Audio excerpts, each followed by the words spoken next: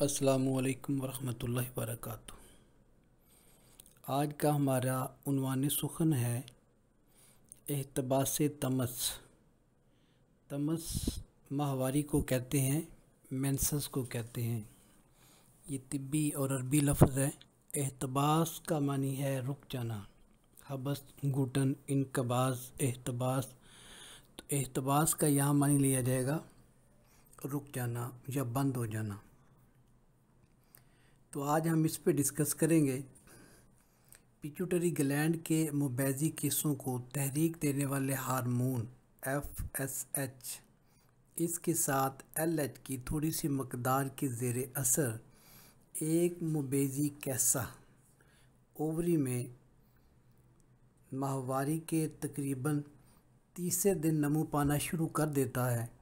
नमू का ये अमल दौरे तमस के तीसरे से 14वें रोज़ तक जारी रहता है। 14वें दिन एक पुख्ता बैज़ा मैच्योर ओवन खारिज होता है, जिसके बाद मुबैज़ी कैसे से एस्ट्रोजन और प्रोजेस्टेरोन का अफराज अमल में आने लगता है। एस्ट्रोजन एक तरफ रहम की अंदरूनी सतह पर नमवी तब्दीलियों के अमल को तहरीक देता है, दूसरी तरफ नखामिया के FSH के अफराज को रोकता है। अब जो दौरे तमस के 14वें रोज़ मुबैज़ी कैसा फट कर बैज़े को आज़ाद कर देता है, कैसे में इनके सेल में ये तगय्युर जो है मुहर्रक कैसा हार्मोन LH के ज़ेरे असर होता है। इसके बाद ये कैसे ठीक है कि खुलियात में शहमी साख्त बढ़ जाती है, इनसे प्रोजेस्टेरोन और एस्ट्रोजन का अफराज होने लगता है। ये दोनों हार्मोन रहम की अंदरूनी सतह एंडोटोरियम के खुलियात में अफज़ाइश का अमल तेज़ तर कर देता है और सती गदूद का अमल भी बढ़ा देता है। एंडोटोरियम नहीं है बल्कि ये होता है एंडोमेट्रियम। ठीक है। अच्छा, जिस्म असफर के हार्मोन का अफराज नखामिया के हार्मोन LTH के ज़ेरे असर होता है। रहम की अंदरूनी सतह में मज़कूरा बाला तब्दीलियों के साथ एस्ट्रोजन और प्रोजेस्टेरोन के दौरान खून में मौजूदगी नखामिया के हार्मोन्स FSH और LH के अफराज पर माने असर भी करती है। मोहतरम, मैं आपके सामने ये साइंसी तौर पर एहतबास तमस का सिस्टम बयान कर रहा हूँ कि मेंसेस किस तरह आते हैं, क्या तरीक़ाकार होता है। फिर हम आगे बात करेंगे कि ये रुकती क्यों है और फिर उसका इलाज क्या है। अब होता क्या है कि इस मरहले पर दौरे तमस यानी कि माहवारी का जो पीरियड होता है में अगर बैज़ा बराबर ना हो तो जिस्म असफर तकरीबन 24 रोज़ गैर फ़ाल होने लगता है। अब चूँकि एस्ट्रोजन और प्रोजेस्टेरोन का अफराज बंद हो जाता है, इसलिए रहम की अंदरूनी सतह की झिल्ली मुर्दा होने लगती है। 28वें रोज़ रहम की अंदरूनी झिल्ली दीवार रहम से अलग हो जाती है और तमस शुरू हो जाती है। अगर ये हार्मोन पैदा ना हो रहे हों या इनका तवाज़ुन ख़राब हो जाए तो वो अपना काम सही नहीं कर रहे होंगे। अब हार्मोन कौन से हैं? वही जो मैंने आपको बताया है FSH और LH। अगर ये बंद हो जाएं फिर पेचीदगियाँ बढ़ जाती हैं। ठीक है। होता क्या है, नंबर 1 है औरत का जिस्म बढ़ने लगता है यानी मोटापा शुरू हो जाता है। नंबर 2 पे इस वक्त औरत औलाद की नेमत से महरूम हो जाती है। नंबर 3 मायूसी, थकन, आज़ाद शिकनी शुरू हो जाती है। नंबर 4 जल्दी अमराज शुरू हो जाते हैं। नंबर 5 सर जो है वो बोझ रहने लगता है और ब्लड जो है वो लो हो जाता है। नंबर 6 नींद की ज़्यादती से जिस्म में रतूबात और बढ़ने लगती हैं, जिससे सारा बदन बोझलपन का शिकार हो जाता है। ये सारी अलामत हैं माहवारी के बंद हो जाने की।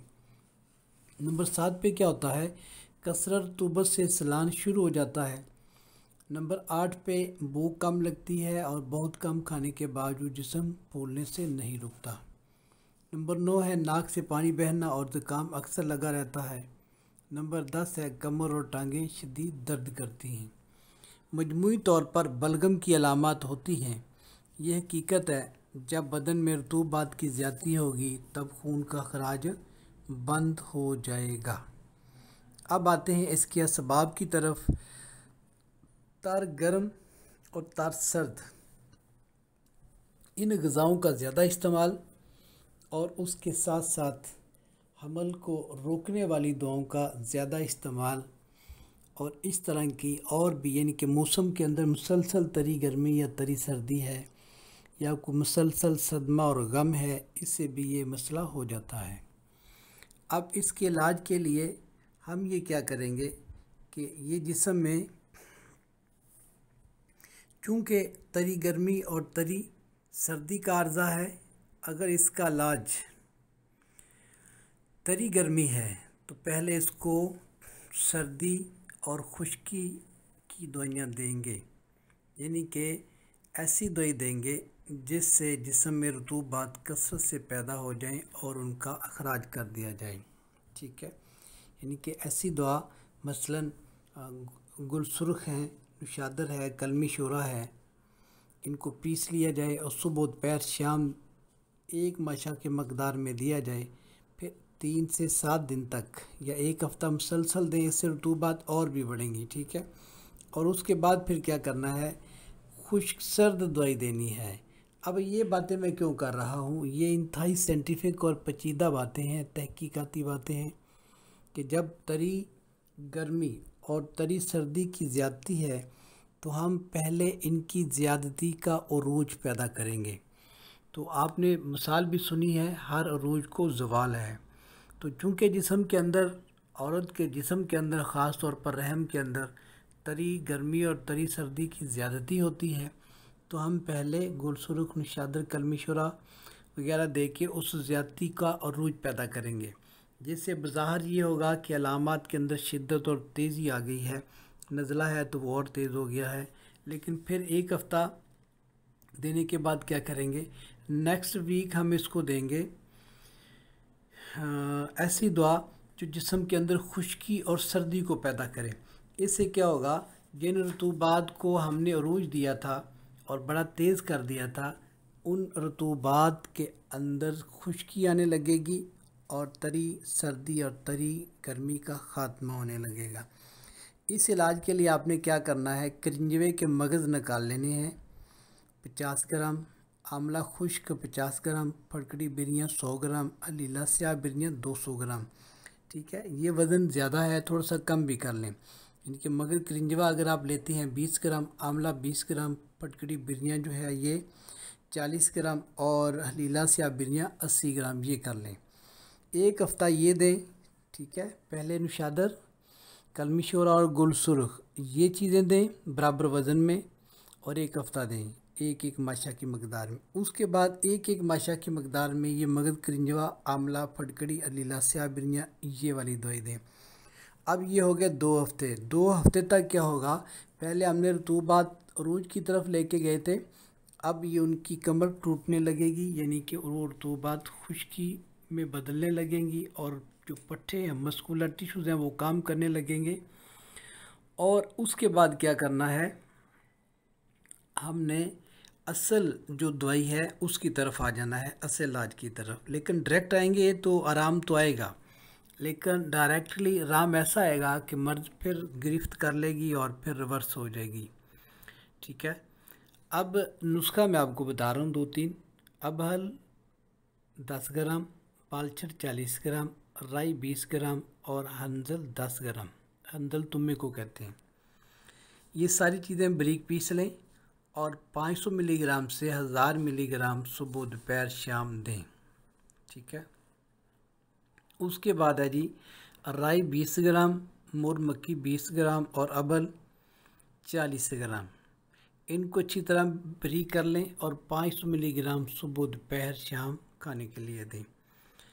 तीसरा नुस्खा है जी मुसब्बर, मुरमकी, असारून, हम वज़न, इनको अच्छी तरह बारीक कर लें और 500 मिलीग्राम सुबह दोपहर शाम ताज़ा पानी से दें या लौंग दालचीनी के कहवे से दें। अब मुसब्बर जो है इसके अंदर बाज़ का मुलय्यन असरात ज़्यादा हो जाते हैं।